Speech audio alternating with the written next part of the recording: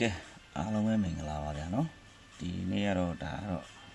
28လ2026ဒါကြာသပတေးနေ့ညနေစီပေါ့နော်ညနေစီတော့ပေါ့ဒါမနေ့ကမှတော့ကျွန်တော်ကိုယ်မှကြည့်ရတိုင်းပဲ6လုံးနောက်ပိနဲ့ရိုက်တာပဲ9ပိုင်းနဲ့ရိုက်တာပဲကနန်း9ရဲ့8ထိပ်နဲ့ဒီ19ပေါက်ရိုက်မယ်ဆိုတော့ဒါစိတ်ကြိုက်ဟုံးကွက်ပေါက်တာပေါ့ဗျာခုကတော့ကနန်းတော့ဒါတပွင့်ကွာကတ်ခံလိုက်ရတယ်ပေါ့နော်တပွင့်ကွာနဲ့9 4 9လည်းပါတယ်ဗောနော်9ခုတော့ထည့်ထားသေးတယ်ဒီညက်နေမှာဖြစ်နေတဲ့ကြက်အပေါ်မှာကြားထားတယ်ဒီစုံလိုင်းကထိပ်စီးတွေကိုလည်းမနေ့ကမကြိုက်လို့ဒါကြီးကိုမထည့်တာဗောနော်ညတော့ဗီဒီယိုလုံးလို့ဒါဗီဒီယိုပဲလုပ်ဖို့မိုးရအရင်ရွာအတန်တွေကဒီတိုင်းတော့ဘာမှမကြောက်ဆိုကျွန်တော်လည်း like ဗီဒီယိုကလုပ်ပြရတာသူတို့အဆင်ပြေလားမသိဘူးဆိုပြီးတော့ဒါဒီဗီဒီယိုလေးကိုနားထောင်တဲ့အချိန်မှာတော့အတန်လေးကိုနည်းနည်းလေးချဲ့ပြီးတော့နားထောင်ပါဘာလို့လဲဆိုတော့ကျွန်တော်လည်းဒီဘေးမင်းလမ်းမကြီးဘေးဒီမှာဖြစ်နေတဲ့အတွက်ကိုသွားလာအများစုကသွားနေတာဟာတော့ဗောနော်ဒါလည်းဥပဒေနဲ့မလွတ်ကင်းတဲ့အရာတွေဖြစ်တဲ့အတွက်ကိုကျွန်တော်အတန်လည်းအဲ့လိုလူသလောက်တော့အတကုံအကျယ်ကြီးပြောလို့မရဘူးဗျပြောလို့မရဘူးဆိုတာကိုယ်အန်တီကိုလည်းကိုကြည့်ပြီးကျွန်တော်တို့ line ကြီးတွေပေးထားတာပဲဗောနော်ဒါဟိုမမယုံဖြစ်သွားပြီလို့ဆိုရင်တကယ်တမ်းလက်တွေ့ခံမှာကျွန်တော်ပဲဖြစ်တဲ့အတွက်ကိုကျွန်တော်ဒါစဉ်းစားတွေးခေါ်ပြီးတော့နော်ကိုနောက်ကိုချင်းချင်းပြီးတော့ကျွန်တော်အစင်ပြေအောင်ကျွန်တော်ကိုရမကြီး line မလွှင့်လာလဲကြာလို့ဒါ line ဟိုဒါဗီဒီယိုလေးလုပ်ပေးတာပေါ့နော်ကဲအဲ့ဒါလေးဒီညနေလေးကျွန်တော်ကြည့်ထားတဲ့ကနန်းလေးပေါ့နော်ဒါ9-3မိနစ်ကတော့ပေါက်ခဲ့တဲ့ပုံစံအတိုင်းလေးနဲ့ပြန်ရိုက်ကြည့်မယ်ပေါ့နော်ကျွန်တော်ကိုရမလေးကျွန်တော်9-3မိနစ်ကဘယ်လိုပေါက်လဲဆိုတော့ကျွန်တော်ဒီမှာသွားတဲ့ဒီ3လုံးပေါင်း2 6ကဲ2ကဲ4ရယ်ဒီ3လုံးပေါင်း2 2ကဲ6ကဲ3ရယ်ဒီ3လုံးပေါင်း1 6ကဲ3ရယ်ဒီ3လုံးပေါင်း5ဒီ3လုံးပေါင်း2ဒီ3လုံးပေါင်း1ဒီ3လုံးပေါင်း5ဆိုတော့2 1 5ဆိုပြေးလမ်းပါနော်အဲ့မှာသူရိုက်ထားတာကဒီ3လုံးပေါင်း2လို့ရိုက်ထားတာကို6ကဲ2ကဲ4ရယ်ဒီ3လုံးပေါင်း2ကို6 5 1နဲ့3လုံးပေါင်းရင်2လို့ရိုက်တယ်1ကဲ6ကဲ2ကဲ6ကဲ3ရယ်ဒီ3လုံးပေါင်း1ကို4 5 2နဲ့3လုံးပေါင်း1ထားတယ်6ကဲ3ရယ်ဒီ3လုံးပေါင်း5ကို3 1 1ဆိုပြီးတော့3လုံးပေါင်း5လို့ရထားတယ်ပေါ့နော်ကျွန်တော်အဲ့ဒါကိုဘယ်လိုရိုက်လိုက်လဲဆိုတော့ဒီမှာဒီ3လုံးပေါင်း2ကိုဒီမှာ3လုံးပေါင်း2လို့ရိုက်တာ ਨੇ ဒီပိုင်းနဲ့အောက်မှာတော့2ထိပ်လို့ဖြုတ်ချပြီးမှနောက်ကျောကနေ3ရယ်6ကဲ3ရယ်ဆိုပြီး3လုံး2ဆိုပြီးတော့တခါလေနောက်ကနေတန်းထည့်ပြီးတော့23လို့တို့အောင်သွားတာနောက်ကမှလည်း2ကဲ6ကဲ3ရယ်ဒီ3လုံးပေါင်း1လို့ရိုက်တာဟိုဒီမှာ4 5 2နဲ့3လုံးပေါင်း1လို့ရိုက်ပြီးမှအောက်မှာ1ထိပ်လို့ဖြုတ်ချနောက်ကျောကနေလည်း8ကဲ4ရယ်9ရယ်3လုံးပေါင်း1လို့ထည့်ပေါ့နော်ဒီမှာ1လို့ထည့်တယ်တပည့်နောက်ကျောကလည်း8ကဲ4ရယ်9ရယ်ပေါ့3လုံးပေါင်း1လို့လိုက်ထည့်တတိယကမှလည်းဒီ3လုံးပေါင်း5လို့ရိုက်တာဟိုဒီမှာ3 1 1နဲ့3လုံးပေါင်း5ထားရင်အောင်ဒီမှာ5ထိပ်လို့ရိုက်ရင်ဒီမှာလည်း3လုံးပေါင်းရင်5လို့ရမယ်ဆိုရင်ဒါ3အပိတ်ပေါ့နော်ကိုက9 3ကိုဒုတိယနေရာမှာသွားထည့်တာဘာကြောင့်လဲဆိုတော့ဒီမှာ3လုံးပေါင်း3ရဲ့နောက်ပိတ်တို့ဒီမှာ3လုံးပေါင်း3နေကျွန်တော်ပြခဲ့တာနောက်ပိတ်3လုံးပေါင်း9တွေကနောက်ပိတ်ပေါ့3လုံးပေါင်း3တွေကနောက်ပိတ်ပေါ့နော်အဲ့ဒါတွေကအပင်ရှည်ွားလို့ပေါ့နော်အဲ့ဒါလေးကိုကျွန်တော်အရန်သွားထည့်လိုက်တာဒူဩသွားထည့်လိုက်တာပေါ့နော်ညနေခင်းထွက်တာလည်းရှင်းပါတယ်ကျွန်တော်ဒီပေါ်မှာပြဘူးပါတယ်ဒီနားကနေပဲကြည့်လိုက်ပေါ့ဒီမှာ3လုံးပေါင်း3လုံးပေါင်းရင်3ပေါ့3လုံးပေါင်းရင်3လုံးပေါင်းရင်3ဒီဘက်မှာလည်း3လုံးပေါင်းရင်3လုံးပေါင်းရင်3လုံးပေါင်းရင်3အဲ့3တွေကိုပဲသူကတော့မှ8တွေရိုက်ထားတာ3လုံးပေါင်းရင်8 3လုံးပေါင်းရင်8 3လုံးပေါင်းရင်8ဆိုရိုက်ထားတာအဲ့8ကိုဘယ်လိုလိုက်8လဲဆိုတော့ဒီမှာ3လုံးပေါင်း8လို့ရိုက်ထားတာ哦ဒီမှာ8လို့ရန်ထည့်အောင်ပါသူရိုက်တာဒီမှာ3လုံးဆက်ပြီးတော့8တယ်သူ့ကိုလည်း3လုံးပေါင်း8လို့ရိုက်တယ်ဒီမှာ3လုံးဆက်8ထားတဲ့အတွက်ဒီမှာ3လုံးပေါင်း8ဆိုပြီးတော့အဲ့မှာ53ကိုတော့ထည့်ခဲ့တာပေါ့နော်အဲ့ဒါကိုဒီ3လုံးပေါင်း8လို့ရိုက်လိုက်တာနဲ့ဒီတိုင်းနဲ့ဒီမှာ3လုံးပေါင်းရင်8အဲ့လို3လုံးပေါင်း8သွားရင်သူအနောက်ကျောကနေနဲ့8လို့ပဲထည့်သူသွားတဲ့ပုံစံဒီမှာ3လုံးပေါင်း18တော့သူကဒီမှာလည်း3လုံး8ဆိုရိုက်တယ်ဒီမှာလည်း3လုံးပေါင်း8ဆိုရင်တော့ကျောမှာဆက်ထည့်တယ်ဒီမှာ8ခွေလိုက်တာနဲ့ဒီဘောကနေ8လို့ပြန်ကြောထည့်ဒီမှာ3လုံးပေါင်း8လို့ထည့်ရိုက်တယ်အဲ့ဒါကိုဒီမှာ3လုံးပေါင်း8လို့ဝင်ပြီးတော့ဒီမှာ3လုံးပေါင်း8ဆိုပြီးတော့အဲ့60ကအဲ့လိုမျိုးဝင်သွားတယ် အဲ့ဒါလိုမျိုးဝင်သွားတာပေါ့နော်ဒီ60ပြဿနာစုံနေဖြစ်နေတဲ့အတွက်ကိုကျွန်တော်တို့ကမကြိုက်ဒါဒီညနေလေ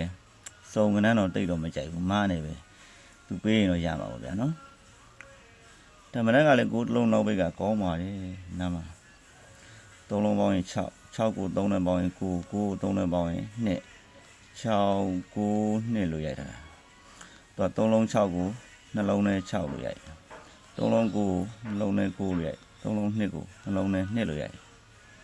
က3လုံး6နှလုံးနဲ့6ပြီးရင်3လုံးပေါင်းရင်6ဒီလိုထည့်3လုံးပေါင်းရင်9နှလုံးနဲ့9ပြီးရင်3လုံးပေါင်းရင်9ဒီမှာ3လုံးပေါင်းရင်2သူနှလုံးနဲ့2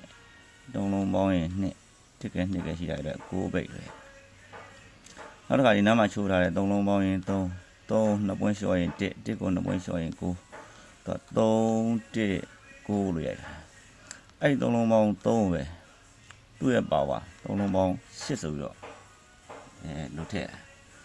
ဒီ3လုံးပေါင်း3လို့ရိုက်ထားတာကိုပဲဂျားတွေကနေ8လို့ထည့်ဒီ3လုံးပေါင်း1လို့ရိုက်တာကိုဂျားတွေကနေ6လို့ထည့်3လုံးပေါင်း9လို့ရိုက်တာကိုဂျားတွေကနေ4လို့ထည့်ပေါ့နော်အဲ့မှာ9နောက်ပိတ်ပဲနောက်တစ်ခါဒီဘက်ကနေဒီ3လုံးပေါင်းခွန်လို့ရိုက်တာကိုဒီမှာခွန်နဲ့အထက်3လုံးပေါင်း8လို့ရိုက်တာကိုဒီမှာ8နဲ့အထက်ဒီမှာ3လုံးပေါင်း6လို့ချိုးထားတဲ့ကိုဒီ3လုံးပေါင်း6လို့ထည့်9လုံးနောက်ပိတ်ပေါ့နော်အဲ့ကြည်လံမျိုးပဲပေါ့နော်အဲ့ဒါကိုကျွန်တော်စောစောကလိုင်းအောင်ပြန်ပြမယ်နော်ဒီမှာဒီညနေထိပ်စီးတစ်ကွက်ပေါ့နော်ထိပ်စီးနဲ့ဒါကနန်းတစ်ကွက်နှစ်ကွက်သုံးကွက်ပေါ့သုံးကွက်ကျွန်တော်ရွေးထားတယ်လောလောဆယ်နော်ဒီမှာဒီ3လုံးပေါင်း2ရိုက်တယ်အဲ့ဒါ3လုံးပေါင်း2လို့ရိုက်တယ်ပြီးရင်2ထိပ်လို့ဖြုတ်ချတယ်အဲ့2ထိပ်လို့ဖြုတ်ချတဲ့2ကြောင့်3ရယ်6ရယ်3ရယ်3လုံးပေါင်းရင်2လို့ထည့်အဲ့လို3ရယ်6ရယ်3ရယ်3လုံး2လို့ထည့်ပြီးမှသူ့ဘောက1ရယ်9ရယ်2ရယ်ဒီ3လုံးပေါင်း2နဲ့ထည့်1ရယ်9ရယ်ရှိရတော့ဘူး2ထိပ်လို့ညနေရိုက်တာဒီမှာ3လုံးပေါင်း1ကိုဒီမှာ3လုံး1လို့ချိုးပြီးမှ1ထိပ်လို့ချပြီးတော့မှ8ရယ်4ရယ်9ရယ်3လုံးပေါင်း1ထားလို့2ရယ်3ရယ်6ရယ်ဆိုပြီးဒီ3လုံးပေါင်းပြန်1တာ2ရယ်3ရယ်ရှိရတော့ကို6ထိပ်ဒီမှာ663ဆိုတဲ့3လုံးပေါင်း5ကိုဒီမှာ311နဲ့3လုံး5ပြီးတော့5ထိပ်လို့လည်းထုတ်ချတာအဲ့ဒါကို3ည2 3နဲ့လည်းနောက်က5ကတ်တာအဲ့5ကိုဒီ3လုံးပေါင်း5လို့ထည့်1ကဲ9ရရှိကြရတော့ဘုံမှာ9ထိပ်စီဒီ3လုံးပေါင်း2ဒီ3လုံးပေါင်း2လို့ရိုက်2ထိပ်လို့ထည့်ပြီးမှဒီ3လုံးပေါင်း2ဒီ3လုံးပေါင်း2လို့ရိုက်တာဒီ3လုံးပေါင်း1ကိုဒီ3လုံးပေါင်း1လို့ရိုက်လို့1ထိပ်လို့ချဒီ3လုံးပေါင်း1ကိုအဲ့တော့ဒီ3လုံးပေါင်း1လိုက်တော့ဒီမှာဒီ3လုံးပေါင်း5သူ့3လုံးပေါင်း5လို့ရိုက်ဒီမှာ5ထိပ်လို့ချဒီ3လုံးပေါင်း5ကိုအဲ့မှာဒီ3လုံးပေါင်း5နဲ့ရထည့်အဲ့မှာ5ထိပ်ပေါ့နော်အဲ့5ထိပ်လေးလှတယ်အဲ့မှာ5ထိပ်နောက်တစ်ခါသူဘယ်လိုကြားထားလဲဆိုတော့ဒီနားမှာရိုက်ထားတဲ့4ရယ်6ရယ်4ရယ်3ရယ်3လုံးပေါင်းရင်3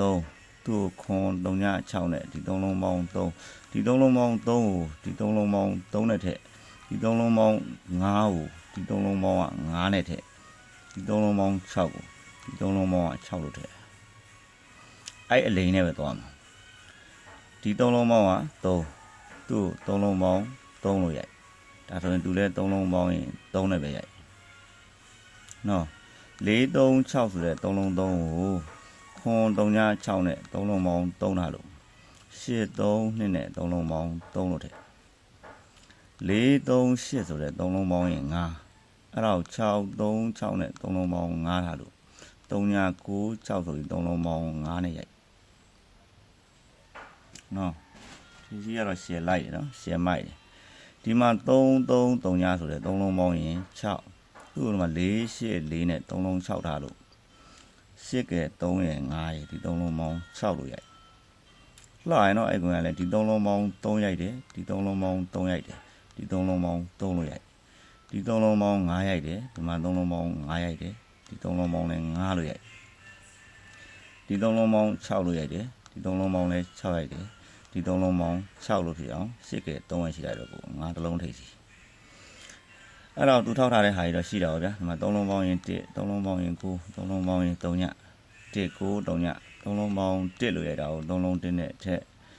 3လုံးပေါင်း9လို့ရတာကို3လုံး9နဲ့ထက်3လုံးပေါင်း3ညလို့ရတာကို3လုံး3ညနဲ့ထက်ဒါ လိုလည်း9ထိပ်ပဲနောက်က1 8ခွန်6ကဲ3ရဲ့2ကဲ6ကဲ3ရဲ့2ကဲဒီ3လုံးပေါင်းဒီဘက်မှာ1လို့ချိုးထားတာကိုဒီဘက်ကနေ3ရဲ့6ကဲ2ကဲ3လုံး1နဲ့ပဲပြန်ထည့်ထားတာဒီဘက်ကနေ3လုံး1လို့ချိုးတာကိုဒီမှာ1နဲ့ပဲပြန်ထည့်ထားတာတိကျကြီးဒီမှာ4ရဲ့3ရဲ့1ကဲဒီ3လုံးပေါင်းက8သူ့မှာ8ကဲ4ရဲ့6ကဲ3လုံးပေါင်း8နဲ့ပဲပြန်ထည့်ထားဒီမှာ3 9 5ဆိုတဲ့3လုံးပေါင်းကခွန်ကြီးအဲ့တော့ဒီဘက်မှာ3လုံးခွန်လို့ပြန်ချိုးမှဆိုရင်3ရဲ့2ကဲရှိတာတဲ့အတွက်ကို9ထိပ်စီနော်အဲ့9ထိပ်စီနော်အဲ့9ထိပ်စီလေးဒီညနေရိုက်မယ်ဗျာနော်အဲ့ဒါကိုကျွန်တော်တို့ဒီနားမှာဒီ10ခွန်းနဲ့ဆက်သွားအောင်ပါလားဒီ3လုံးပေါင်း8ကို3လုံးပေါင်း8တို့3လုံးပေါင်း8ကိုနော်3လုံးပေါင်း8ကို3လုံးပေါင်း8ဒီ3လုံးပေါင်း8ကို3လုံးပေါင်း8 3လုံးပေါင်း8ကို3လုံးပေါင်း8ဆိုတာကျွန်တော်တို့ပြီးပါပြီလို့ထင်တယ်ဆက်ရိုက်မယ်ဆိုရင်ကျွန်တော်တို့9ရိုက်မယ်ဆိုရင်ဒီ3လုံးပေါင်းကခွန်သူ့ကို3လုံးခွန်လို့ရိုက်မယ်ဆိုရင်ဒါကြံနေတဲ့ခွန်တော့ပဲထည့်ရမှာပေါ့နော်အဲ့ဒါကိုကကြိုက်ရင်လည်းထည့်ထိုးပေါ့နော်ကျွန်တော်9ခွန်တော့ကျွန်တော်ရေးပေးထားရမှာမပါဘူးနော်ဆက်ရိုက်မယ်ဆိုရင်သူကနောက်က2ပွင့်ကြီးရမယ်10ခွက်ဆိုင်ကနောက်တစ်ခါဒီမှာလိုကြီးဖြစ်နေရတယ်ကျွန်တော်သိမကြိုက်လို့2က6ကနှလုံး8မလားနှလုံး8ဆိုရင်နောက်က8ကြီးနှလုံး3ညဆိုရင်နောက်က3ညကြီးနှလုံး8ဆိုရင်ဒီမှာ8ကြီးနှလုံး3ညဆိုရင်3ညကြီးဒီမှာ9ထည့်လိုက်လို့ရှိရင်နှလုံးပေါင်းခွန်ဒါဆိုရင်ဒီမှာခွန်ကြီးကြိုက်ရင်တော့ထည့်ထိုးနော်ကျွန်တော်ထည့်ပေးထားတဲ့မှာမပါလို့ပြောတာနော်အဲ့မှာ90ခွန်လို့ပြီးတော့အရန်ထည့်ထိုးရင်လည်းထိုးပေါ့နော်ဒါကြိုက်လို့ရှိရင်ထည့်ထိုး50ခွန်ကျွန်တော်ရေးပေးထားတဲ့မှာတော့မပါဘူးကျွန်တော်လောလောဆယ်ဒီလိုမျိုးလေးရိုက်မလို့ဒီမှာပြေးထားတဲ့3လုံးပေါင်းရင်4 3လုံးပေါင်းရင်4 3လုံးပေါင်းရင်4ဒီအဲ့3လုံးပေါင်း4ကို4နှစ်ခန့်2နဲ့ထည့်3လုံးပေါင်း4ကို4နှစ်ခန့်2လို့ထည့်3လုံးပေါင်း4ကို4နှစ်ခန့်2လို့ထည့်နှလုံး2နှလုံး2နှလုံး2နော်အဲ့တော့ဒီနှလုံးနဲ့2လို့ရိုက်ထားတာကိုဒီမှာနှလုံး2လို့ရိုက်နှလုံးနဲ့2လို့ရတာကိုနှလုံး2လို့ရိုက်နော်နှလုံး2ကိုနှလုံး2နဲ့ထည့်နှလုံး2ကိုနှလုံး2နဲ့ထည့်နှလုံး2ကိုနှလုံး2နဲ့ထည့်နော်ဒါဆိုရင်6နောက်ပဲအဲ့တော့သူဘာထိန်းတာလဲဆိုတော့6ကဲ3ရရယ်9ရယ်ဒီ3လုံးပေါင်းက5 3 4 8နဲ့5ဒီ3လုံးပေါင်း5လို့ရတာကိုဒီ3လုံးပေါင်း5လို့ရတယ်ဒီ3လုံးပေါင်း5လို့ရထားတာကိုဒီ3လုံးပေါင်းလည်း5နဲ့ရိုက်ဒီ3လုံးပေါင်းက1လို့ရထားရင်ရောက်ဒီ3လုံးပေါင်း1နဲ့ရိုက်အဲ56ကိုကျွန်တော်ကြိုက်တယ်56ကိုကြိုက်တယ်ဗောနော်ဒါ56ကိုတော့ကြိုက်တယ်အဲ့မှာကျွန်တော်ရေးထားတာ56ပဲ59ရယ်50ရယ်ဗောနော်ဒါကျွန်တော်တော့56ကိုကြိုက်တယ်ဗောနော်တခြား site တွေလည်းရှိတယ်ကျွန်တော်ခဏတင်တာလိုက်တင်တာစောနေတဲ့အတွက်ကိုကျွန်တော်ခဏဟော့မှာဆိုလို့ဗောနော်ခဏဟော့မှာဆိုလို့ဒီတော့ကိုရမိုင်းဒါ channel ကိုလည်း like and subscribe လေးလုပ်ပေးထားအောင်ဗျာနော်view လေးတွေကိုနည်းနည်းတက်လာအောင်လဲ share လေးတွေနဲ့ကျွန်တော်အကိုရမိုင်းအားလုံးဒါကျွန်တော် like မလွှင့်ပြလို့ရှိရင်ဒါဒီနှစ်ခုလုံးကဒါ Viber လို့ကျွန်တော်ရေးပေးထားတယ်ဗောနော်ဒါဒီမှာဒါဒီ၃ဘက်ကိုဒီညနေကြိုက်တယ်9ထိပ်စီ9ထိပ်စီဗျာစုံလိုင်းပြက်ပြီးမာလိုင်းဝင်တာနဲ့9ထိပ်စီနော်9ထိပ်စီကို96 59 50ဗောနော်အဲ့ထက်မှာ96ကအကြိုက်ဆုံးဖြစ်တယ်ဗောနော်96ကအကြိုက်ဆုံးကဏ္ဍဖြစ်တယ်ဒီထဲမှာဒါဒီကဏ္ဍနှစ်ခွက်ကလည်းမကောင်းလို့ပြောတာမဟုတ်ဘူးနော်ဒါသူလည်းအတူတူပဲမကွာဘူးကွင်းတစ်ကွင်းနှစ်ကွင်းလောက်ပဲကွာတာဗောနော်ကျွန်တော်အားကောင်းတဲ့ဟာကိုကြိုက်တယ်လို့ပို့ပြီးပြောပေးရဗောနော်ဒါ56ကိုအကြိုက်ဆုံးဖြစ်တယ်ဒီကဏ္ဍနှစ်ခွက်ကိုလည်းမကြိုက်တာမဟုတ်ဘူးနော်ကြိုက်တယ်နော်50ပါဝါလည်းမထွက်ရသေးဘူးဒါ59လည်း4 break ကောင်းတယ်ဒီကလည်း1 break ကောင်းတယ်နော်ကျွန်တော်ကိုမိုင်းအားလုံးကဲဗီဒီယိုလေးကတော့ဒီလောက်ပါပဲကြာနော်ကျွန်တော်ကိုမိုင်းအားလုံးပဲလူသစ်တွေရောလူဟောင်းတွေရောဝင်လာတဲ့လူတွေ like and subscribe လေးလုပ်ပါ share လေးလုပ်ပါနော်ကျွန်တော်ကိုမိုင်းအားလုံးကျွန်တော်ဗီဒီယိုလေးကိုကျွန်တော်ဗီဒီယိုကိုအားပေးရဆိုလို့ရှိရင် like လက်မလေးနှိပ်ပြီးတော့ channel ကို subscribe လေးနှိပ်ပေးထားပါဒါမှကျွန်တော်ဗီဒီယိုတင်တိုင်းမြင်ရမှာပေါ့နော်ကျွန်တော်ကိုမိုင်းအားလုံးပဲမင်္ဂလာရှိသောညနေခင်းလေးဖြစ်ပါညနေမှာအတူတူအောင်ပွဲခံရကြနော်ကျွန်တော်ကိုမိုင်းအားလုံးပဲကျမ်းမာချမ်းသာကြပါစေ